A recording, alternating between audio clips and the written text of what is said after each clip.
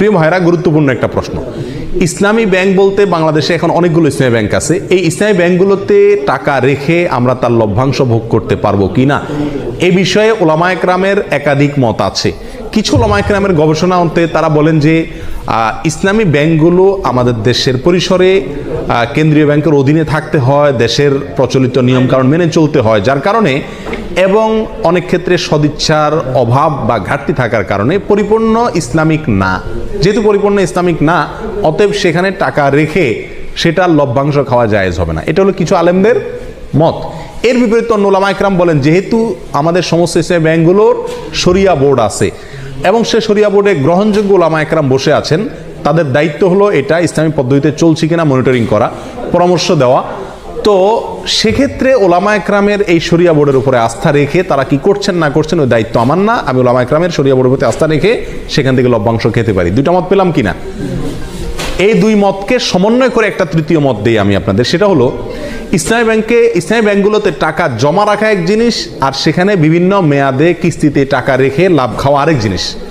ইসলামী ব্যাংকগুলোতে টাকা রাখা শুধু জায়েজই নয়, বরং জরুরি এবং উত্তম, এবং একজন মুমিন হিসেবে আমরা বাধ্য টাকা জমা রাখা যে কোনো ইসলামী ব্যাংকে।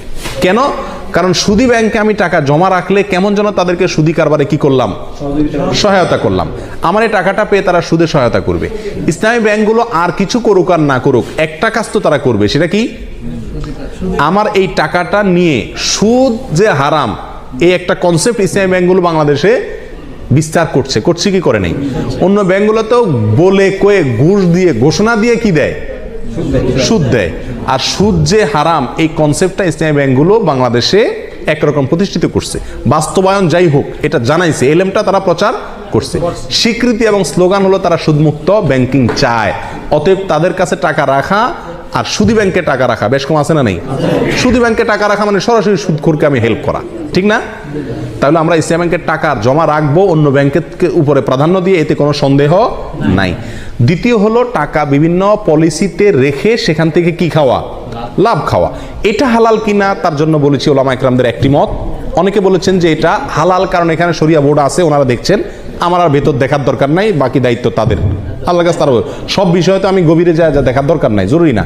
আর সবচেয়ে বড় কথা হলো তারা বলেন মুসলিম হিসাবে আমরা যেরকম মুসলিম, ভেজালও আছে ভালো আছে, ইসলামী ব্যাংকগুলো এরকম দুধের দোয়া না, তাদেরও ভুলও আছে সঠিকও আছে। কিন্তু তারা যেহেতু সুদের বিরুদ্ধে স্লোগান নিয়ে রাস্তা নামছে এবং এটার বিরুদ্ধে একটা ফ্লো তৈরি করতে চাচ্ছে, অতএব তাদের ওখানে টাকা রেখে হালাল ব্যবসার পলিসিতে টাকা রেখে লাভ খাওয়া মাসে মাসে জায়েজ আছে। এটা ওলামাদের মত। অন্য ওলামায়ে কেরাম বলেন যে না, পরিপূর্ণভাবে ইসলামীভাবে চলতে পারে না, বাধা আছে, অথবা সদিচ্ছার অনেক ক্ষেত্রে অভাব আছে, এই জন্য না জায়েজ। এক্ষেত্রে আমি বলবো তৃতীয় মতটি, সেটা হলো যদি আপনার বিকল্প কোনো পথ খোলা থাকে, তাহলে আপনি এই ব্যাংকে টাকা রেখে লাভ খাওয়ার চাইতে সরাসরি ব্যবসা করুন, সেটা সবচেয়ে নিরাপদ এবং ভালো, সন্দেহ থেকে দূরে থাকলেন। আর যদি অন্য কোনো সমস্ত উপায়গুলো বন্ধ হয়ে যায়, তাহলে ইনশাআল্লাহ বিদিনিল্লাহ এটা পরিপূর্ণ হারাম হবে না। আল্লাহু আলাম।